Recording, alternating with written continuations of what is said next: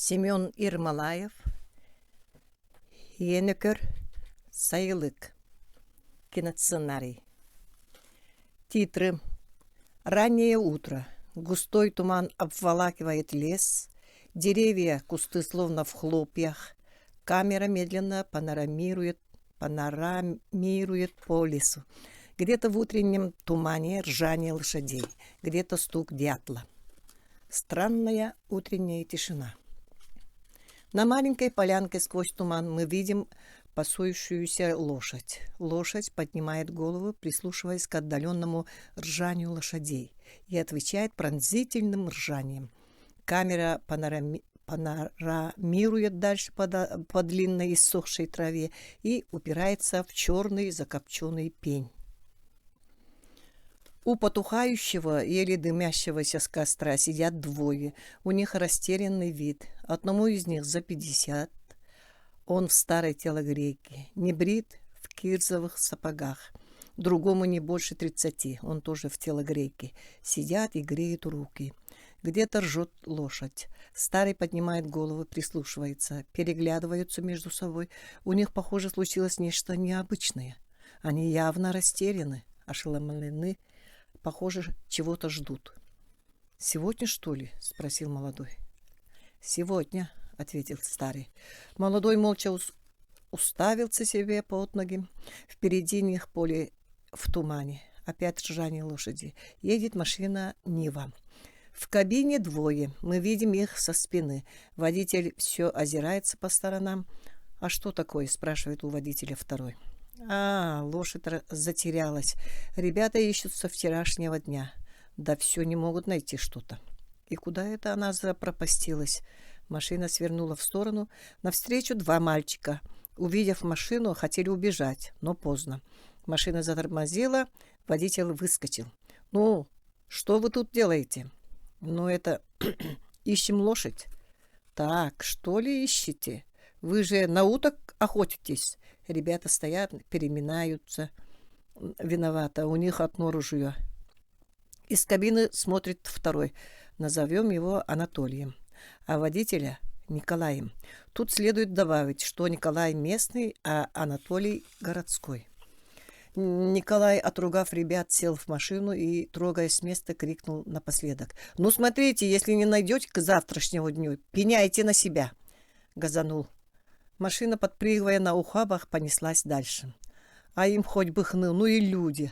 Одна морока с ними. Работа стоит, а они, потеряв лошадь, охотятся на уток. Николай долго еще будет разоряться, но Анатолий его уже не слышит. Взгляд его скользит по проплывающим мимо березовым рощам к старым этехам. Вот машина едет мимо пригорка, где стоит ветхий, почерневший от сырости могильный сруб. Над ним на ветке сидит ворона. А вот и поселок. Тихий и почерневший от дождя. Никого не видно. Какая-то старая ветхая деревня. Все это похоже на странную и реальную картину. Эту картину слегка чуть-чуть заволакивает легкий дымок. Наверное, где-то жгут старые листья. Коровьи лепешки блестят от дождя.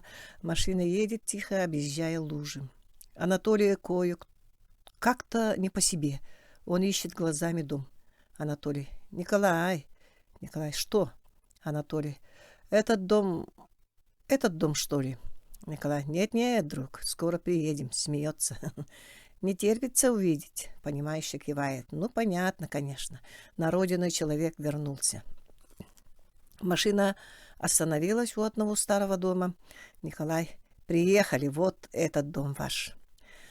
Анатолий сидит и смотрит через боковое стекло на дом. Старая, чуть покосившаяся жердяная изгородь, столбы с подпорками. В доме заколочены все окна, пробиты досками ставни, дверь. Ясно, что дом пустой, и что хозяева его давно в нем не живут. Во дворе стоит одинокая высохшая береза. Анатолий выходит из машины, перелезает через изгородь. Это дается ему с трудом. Он слегка морщится, массирует рукой левую грудь. Николай идет за ним по бурьяну. Слышится обрывок их разговора. «Крыши-то нет, оказывается». «Нет, но ну что там крыша? Долго ли самому?» Ты на двор смотри, широкий, широкий. Тут картошку посадишь, уродит, а то как же уродит-то. Подходят к дому. Крыльцо сгнило, из-под ступеней вырос куст смородины, капли дождя на оставшейся ягоде. Нога ступает на крыльцо, крыльцо подозрительно скрипит. Анатолий, ого, года-то берут. Николай, ветховат-то, конечно, ветховат, но найдешь ли такое всего за 3000? Анатолий, так-то оно так. Но не знаю, как мои посмотрят. Николай, ну уж не знаю, где еще найдешь такой. Анатолий подходит к заколоченным дверям, пробует, как заколочены доски, и вдруг замечает, как со стороны улицы на них смотрит одна старушка. Она смотрит на них отрешенно. Анатолий стало как-то не по себе. Он повернулся назад и увидел с той стороны еще одну старуху. Старые сморщенные лица, не мигая, смотрят на него. А Николай, не замечая всего этого, меряет шагами длину дома. И слышен его голос. Раз, два, три. Старухи уходят, а Николай меряет еще ширину дома, и слышен его восторженный голос. 7/6. Ну как тебе? Недоволен? Анатолий не до него. Подходит Николай. Удивленно смотрит на него. Николай, что, друг? Что с тобой? Анатолий, да ничего. Так. Николай, ветховат, но, конечно, ветховат, да. И что? Крышу сделаешь? Я помогу. Найди только шифер. А если окна тебе маловато, так это дружба мигом. Долго ли? Анатолий, но...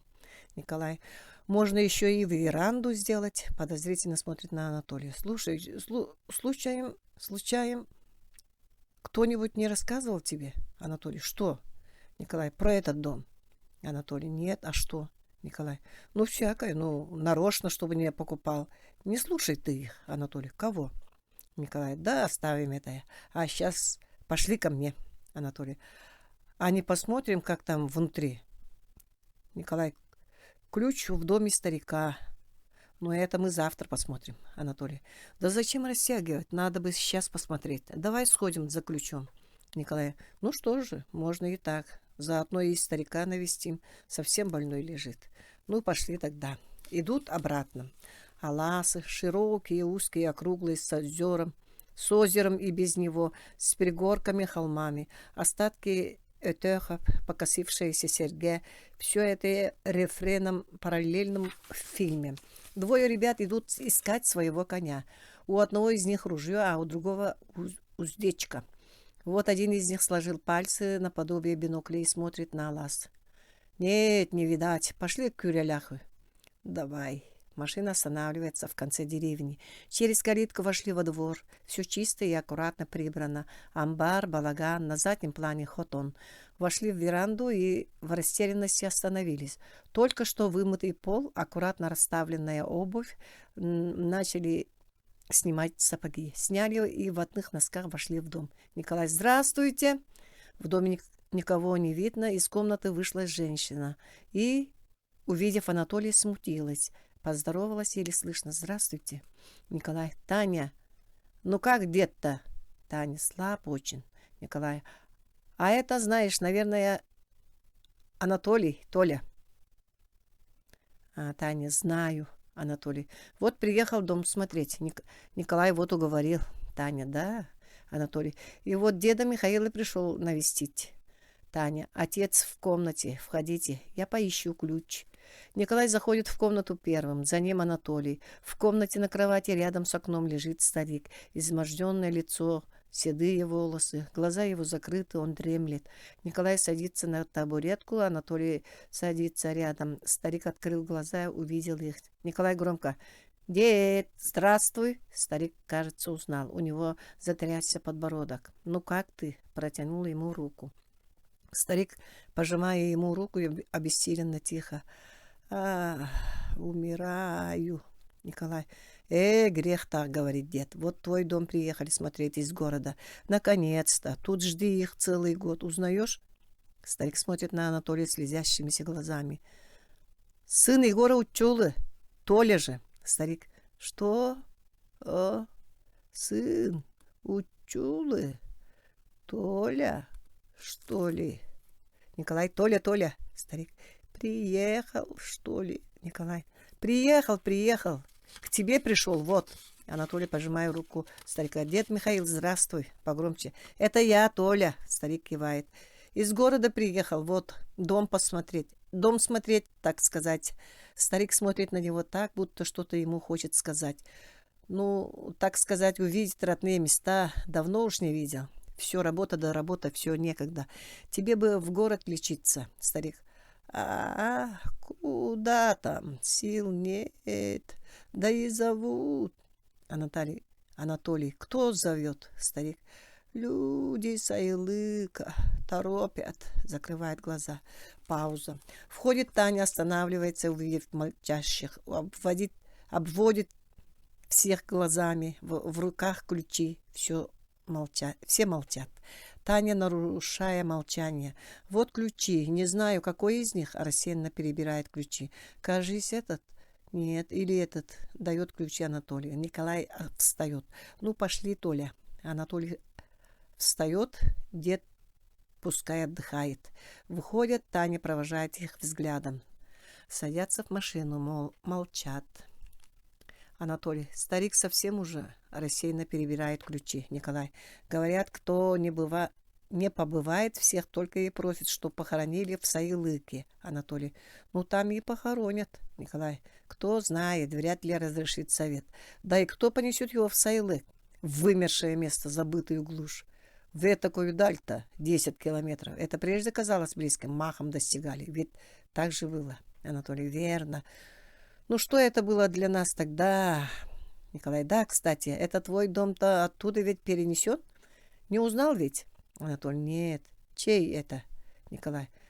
Да самого старика же, ну, с южной стороны ласа. Одинокий дом. Ну, тот.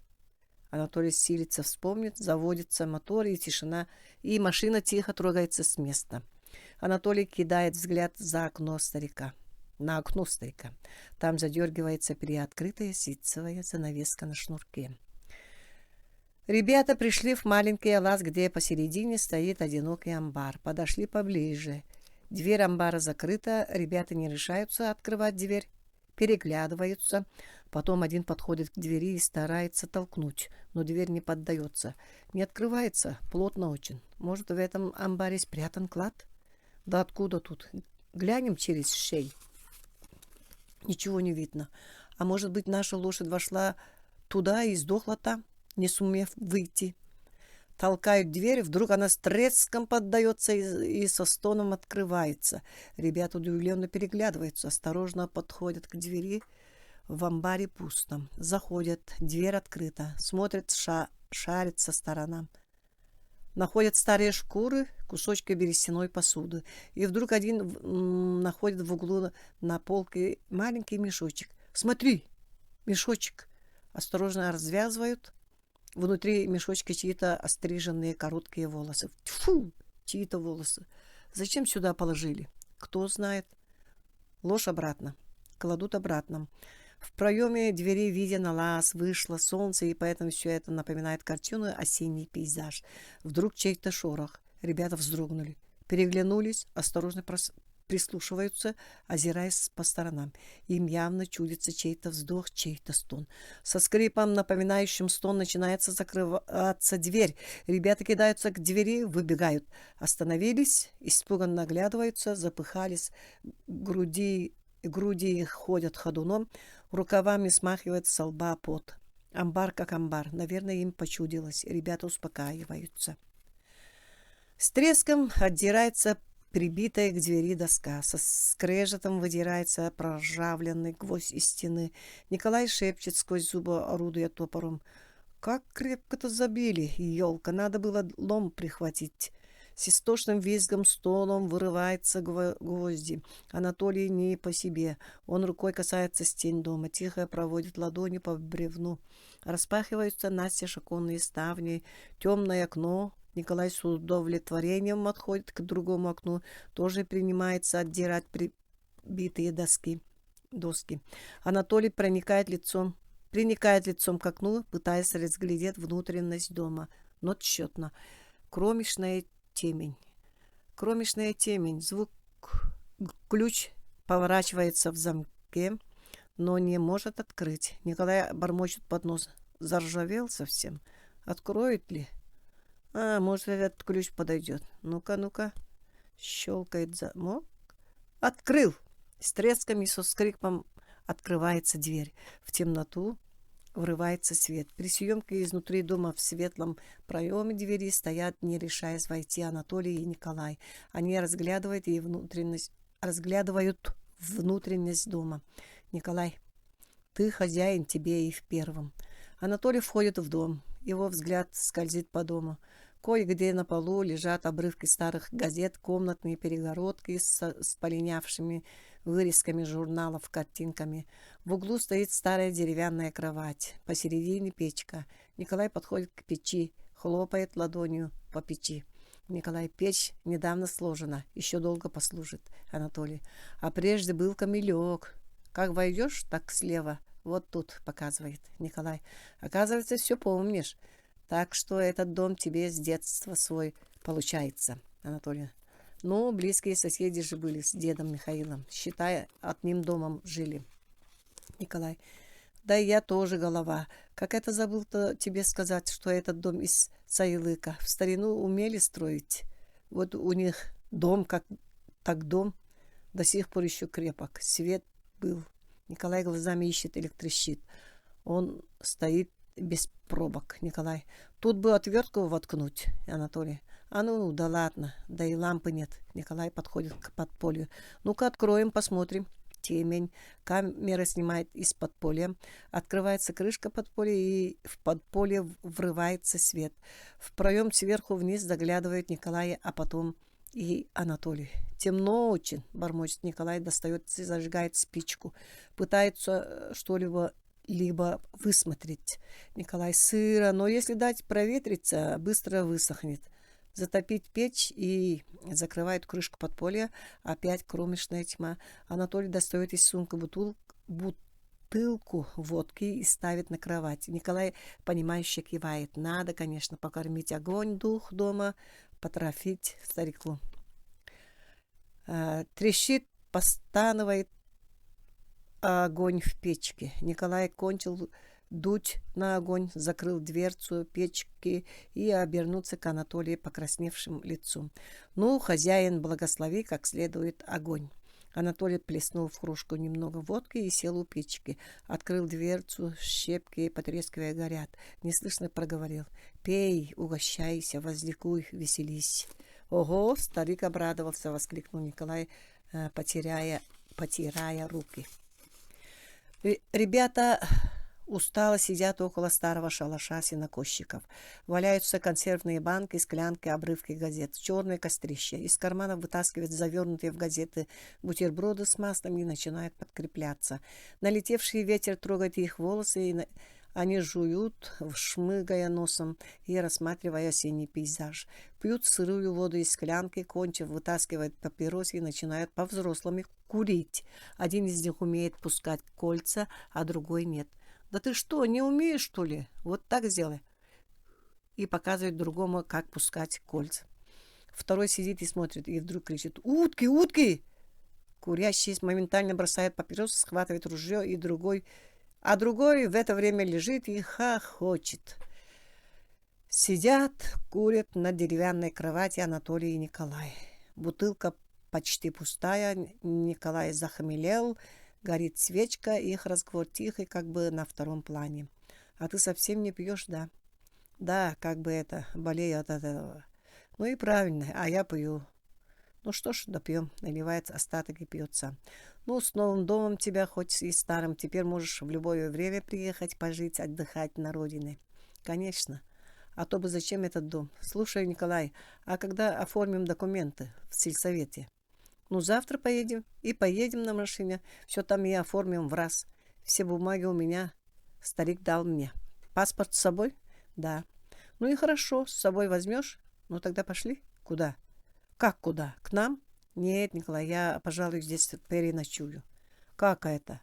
Здесь, что ли? Здесь? Ты не шутишь?» «Ну, мой же дом». «Как-никак. Здесь, на этой деревянной кровати, без постели, Не, друг, зачем тебе оставаться в пустом доме, будто друзей нет? Или пренебрегаешь мной? Я что, не могу одного горожанина как следует принять? Что ты важничаешь, что? Да ты что, Николай? Нет, нельзя так, не обижайся. Просто знаешь, что-то хочется как-то глубже прочувствовать этот дом, побыть с ним один на один.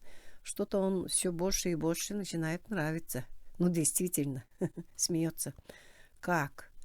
Так и вправду хочешь остаться здесь? А что тут такого? Не боишься? Чего? Ну, в старом доме дух же бывает. Как-никак из Сайлыка же. Ну и что из этого? Тот Сайлык стал теперь таким местом, что лучше не ходить туда. Всякое рассказывают, всякие видят. Ну тогда раз такой, давай я с тобой останусь переночевать. Эй, ну и что ты... Ну что ты все? Что я ребенок? Слышь, Николай, что? Мне бы тоже побыть в Сайлыке. Уж больно хочется одним глазком глянуть. Давно не видел. Давай завтра, прежде чем ехать в сельсовет, съездим туда. В Сайлык. Небось, дорога еще та. Ладно, приеду пораньше. Очень рано. Часам к 6. К 9 должны быть в сельсоветы. Хорошо, спасибо. Да за что спасибо-то? Ну, до завтра. Выходит, Анатолий остается один. Шум отъезжающей машины, в окно бьет свет фар и исчезает. Анатолий убирает с кроватки остатки пиршества, пустую бутылку, ставит свечу на пустой ящик и садится на кровать. Достает из портфеля документы, паспорт, свидетельства, разные удостоверения и справки. Смотрит, не забыли ли чего. Ложит их обратно. Затем ложится, подложив под голову руки. Горит свеча. У Анатолия глаза закрыты. Наезд на пламя свечи, и камера уходит на расфокус. Ему снится, что идет он по лесу, сквозь плотную завесу тумана. Туман клубится, все как будто покрыто белой марлей. Он идет по еле видной тропинке. Ничего не видно. Ему кажется, что он слышит свой голос. Ну и туман. Заблудиться можно. А правильно ли я иду, а? А правильно ли иду я? Кажись, правильно. Вот лес, а за ним должен быть Сайлык, мой родной Сайлык. Какая-то поляна, навстречу идут мать с отцом. Зачем вы сюда пришли, мама, папа? Мы-то? Мы Михаила ждем. Деда Михаила? Он дома остался. А зачем вы его ждете? Должен прийти, сам просил встречать, потому-то и ждем, конечно. Ну а ты это куда? Я, что ли? Я в Сайлык давно не видел же. По этой тропке я дойду до туда. Забыл уже. Это ли тропка, другая ли? Это, сынок, по ней и иди, дойдешь. В Сайлык? А он идет по тропинке, которая снова скрывается в тумане, оборачивается к родителям, но их уже нет. Он кричит, зовет их, но тщетно. Их нет. В ужасе Анатолий просыпается. Гулко стучит сердце, садится на кровать, достает из кармана таблетку, ложит его под язык, и вдруг постучали в окно. Анатолий замер. Стук повторился. Анатолий подходит к окну и проникает лицом к стеклу. Никого не видно, уже светает, густой туман. При съемке снаружи дома открывается дверь, на крыльцо выходит Анатолий, оглядывается, никого не видно. Спускается с крыльца, обходит дом, никого. Анатолий удивленно озирается по сторонам, никого. Подходит к окну, смотрит вовнутрь и обомлел. Его глаза остановились от ужаса, зрачки побелели. Внутри дома на его месте на кровати сидел он сам. Анатолий приник лицом к стеклу, ужас сковал его лицо, и чья-то рука опустилась сзади на его плечо. Анатолий будто током ударило. Он резко обернулся и увидел старика Михаила, того самого, которого он навещал еще днем. «Дед Михаил!» — удивленно пробормотал Анатолий. «Что это с тобой? Зачем пришел?» Старик неотрывно смотрит на него. «Что молчишь, дед Михаил?» Старик медленно отворачивается и медленно уходит в туман. «Дед! Дед!» — зовет Анатолий, потеряв его в тумане. «Где ты, дед?» Анатолий куда-то бежит сквозь туман, спотыкаясь, падая. Вот он бежит через поле, через ручей, через пашню. Вот он, споткнувшись, упал и остался лежать вниз лицом. Над ним клочья тумана проплывают. Тишина. Где-то вдали ржание лошади. Раннее утро. Туман еле рассеивается и возникает сквозь его пелену дом. Около дома стоит растерянный Анатолий. Он ничего не может понять, что с ним случилось в эту ночь. Сон ли это был или яв? Он стоит и шепчет: «Нет, это сон, это сон, все это только сон». Шум машины к изгороди подъехала машина. Николай. Он вышел из машины, перелез через изгородь, идет к дому. Анатолий поднял голову, увидел его и позвал: «Николай!» Но странно, Николай его не слышит и не видит. Он прошел мимо него, заглянул в окно, постучал, подождал, потом пошел к двери, открыл дверь, зашел в дом. Николай удивился, что в доме нет Анатолия. Поискал по углам, и в это время заходит Анатолий, подошел к нему и сказал: «Николай». Николай резко обернулся, но все равно его не увидел. Испуганно попятился назад, нащупал руками дверь и выбежал на улицу. Успокоился, отряхнулся бормоча. И куда он подевался? Договорились же в Саилых ехать. Странно. Сел в машину и уехал. Анатолий растерянно щупал руками свое лицо, тело. Что за чушь? Нет, это сон. Я просто сплю и вижу сон. Это сон, сон. Нет, правда, это же сон. Растерянно сел на землю. Густой туман обволакивает лес, странная утренняя тишина. Где-то ржание лошади. По лесу идет Анатолий. Маленькая тропинка ведет его прямо вглубь леса. На маленькой полянке сквозь туман он видит пасующуюся одинокую лошадь. Лошадь, почувствовав неладное, поднимает голову и настороженно смотрит на него. Анатолий идет мимо поляны и через лесок выходит к большому аласу. Около костра сидят двое. Анатолий подходит к ним. Те переглядываются. Старый неторопливо оборачивается к нему. «Пришел?» Анатолий растерянно ответил. «Пришел». Старый: «Мы тебя вчера ждали, Анатолий». «Меня? Зачем?» Те только горько ухмыльнулись. Анатолий: «Кто вы такие? Что вы здесь делаете?» Старый: «Что? Не узнаешь?» Анатолий оглядывается, его лицо изменяется в лице. «Федор, но ты же умер». Федор только ухмыльнулся. «А ты?» «Я? Я, что ли? Я живой? Я еще не умер. Ищу деда Михаила. Вы не видели?» В эту сторону направлялся. «Он здесь прошел». «Когда?» «Этой ночью». «Куда прошел?» «Да куда же, как не в Саилык».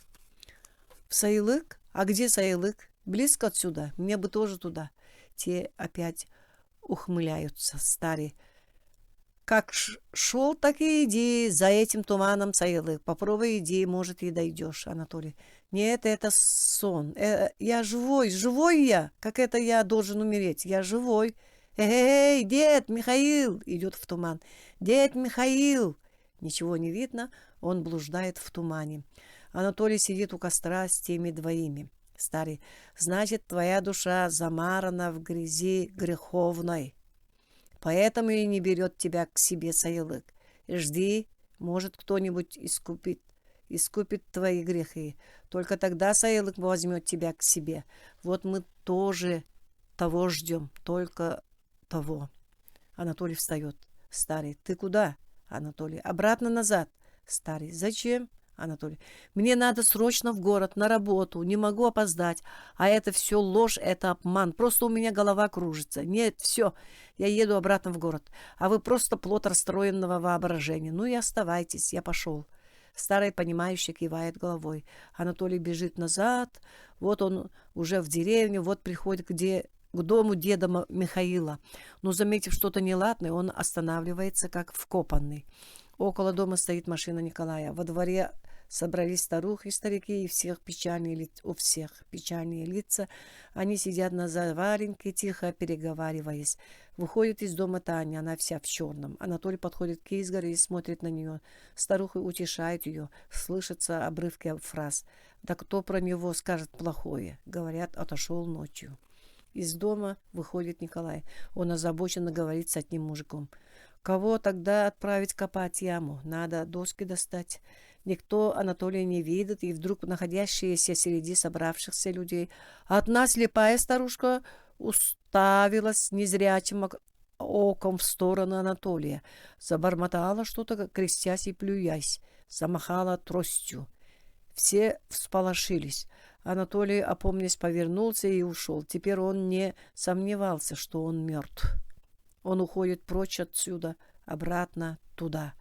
Опять стоит у костра, но уже сникший. Теперь он верит, что им, тем двоим. А те опять напряженно смотрят в туман, что-то там высматривая. Молодой: сегодня должны выйти. Старый: сегодня. Анатолий тоже смотрит на туман. А кто? Старый: люди Саилыка. Вдруг молодой вскинул руку, закричал: смотрите, вот они! Там, где открылась завеса тумана, стояли люди. Новые товарищи Анатолия, по несчастью, с криками побежали туда, но, не добежав до них, повалились на колени и стали горестно плакать. Анатолий, тоже опомнился, рванул за ним к тем людям Саилыка и вдруг остановился, как вкопанный. Среди тех людей он увидел своих мать и отца. Они смотрели на него молча, грустно, и рядом с ними стоял старик Михаил. Анатолий, как во сне, с криками и стонами, но это мы не слышим, все уйдет под музыку, повалился на колени. Они опять у костра. Анатолий глухо: что тогда мне сделать, старый? Главное, чтоб похоронили, тогда, может, и возьмут в Саилык. Как-нибудь добейся этого, Анатолий. А как? Старый: пошли. Лес между зарослами шиповника и большим пеньком лежал лицом вниз человек. Они пришли и остановились. Сомнений нет, это был он, Анатолий. Он вспомнил, как будто он бежал по лесу и вдруг упал. Обернулся к тем двоим. Они стояли, понурив голову. Туман, где-то ржание лошади. Ребята идут по Аласу и вдруг слышат ржание коня. Поворачивают головы и видят, что на опушке леса стоит их лошадь. Они обрадованно идут к нему. Лошадь, заметив их, повернулась и ушла обратно в лес. Ребята побежали. Лошадь остановилась около лежащего на земле второго Анатолия. Это пригнали ее сюда Анатолий и его новые товарищи. Они стоят чуть поодаль. Лошадь, успокоившись, опустила голову и начала прищипывать длинную траву. Ребята пробираются сквозь лес. Они боятся, что опять упустили коня. Запыхались, пот у них градом с лица, да и ружье мешает. И вдруг они увидели коня. Он стоял на маленькой лужайке. Один из ребят вытащил из-за пазухи хлеб и протянул его коню. Идет к нему. А второй пошел кругом, чтобы не дать коню ускользнуть. Анатолий и те наблюдают за ними. Ребята подходят к коню. Вдруг один из них, тот, кто был с хлебом, дернулся назад. Второй спросил: что с тобой? Там мертвый человек лежит, ответил тот.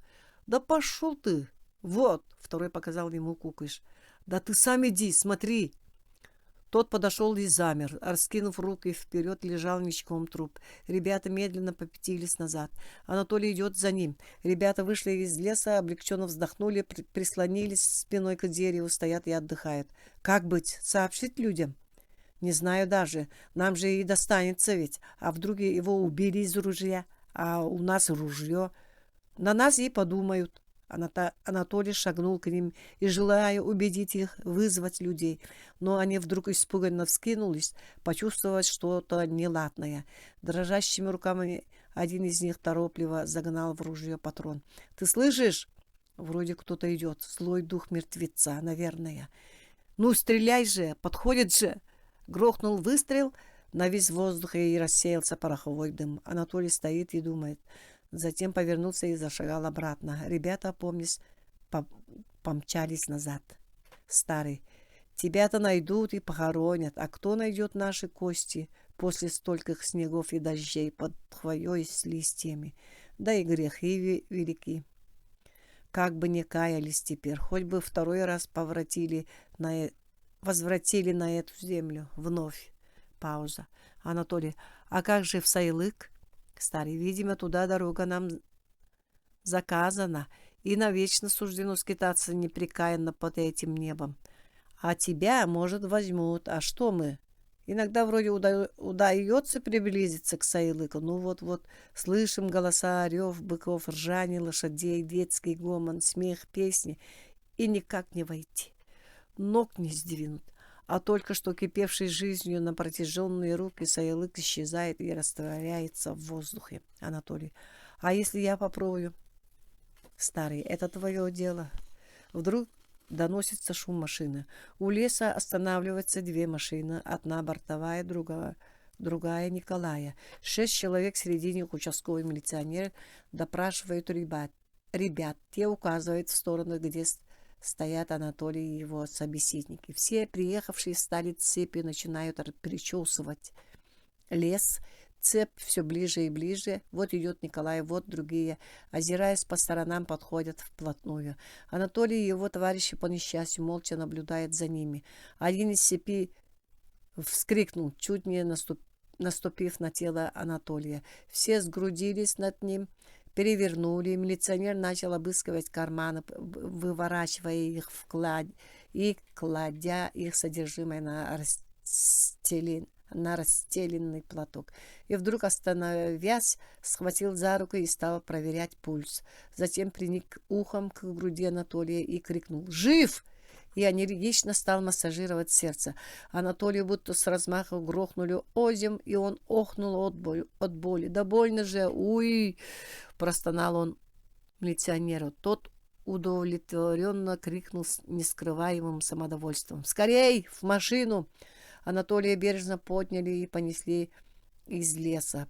Над ним, качаясь, проходили и расступались устремившиеся к небу деревья. И вдруг они, поднимаясь вверх, перевернулись и повисли вершинами вниз, где, оказалось, вдруг люди несли его тело, а Анатолий смотрел на этого снизу с неба.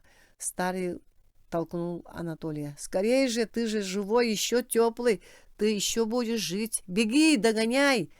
Его тело уже выносят из леса. «Ну беги же, беги! Тьфу ты!» Анатолий в смятении жалобно глянул на старого и побежал. И во мгновение ока оказался у людей. Глянул в лицо своего тела и вдруг будто чем-то швырнуло его. И опять оказался у товарища. «Да ты что? Почему вернулся, дурак? Иди же, живи!» Кричит в отчаянии старый и пускает в ход руки, пихая его назад. В глазах боль и слезы, и ярость. «Нет, Федор!» — кричит, задыхаясь Анатолий. В Саилык хочу, и в Саилык!» Старый вдруг сник и усмехнулся горестно. «Ну, молодец!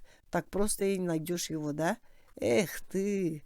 Вернуться бы в жизнь, от грехов всех очистился, и уж тогда бы наверняка попал в Саилык.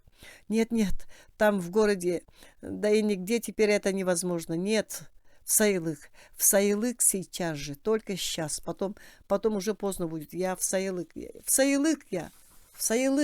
Анатолий бежит. Туман, он бежит сквозь туман, спотыкается, падает, задыхается, всхлипывает на бегу. Вдруг перед ним вода, кочки, кусты. Он бросается в воду и, падая в болото другого берега, выходит на другую сторону, задыхаясь и шатаясь, идет сквозь заросли и через лес. И видит вдруг свет необыкновенно яркий в тумане. И прорвалось вдруг свет необыкновенно яркий в тумане, и прорвалось вдруг смех, песни, мычание коров и телят, ржание лошадей. Сквозь туман он бросился туда и увидел отца и мать, и деда Михаила, и всех, кого он помнил на всю жизнь. И все они, увидев его, обрадованно вскинули руки и побежали навстречу, протянув к ним руки, радостно крича и плача, он бежит к ним. Молоток забивает гвоздь, это Николай обратно заколачивает оконные ставни того самого дома. Лес в тумане, в лужайке пасется лошадь, двое у костра. «Достиг ли?» — вздыхает молодой. «Достиг», — отвечает старый, и в глазах у них появляется надежда.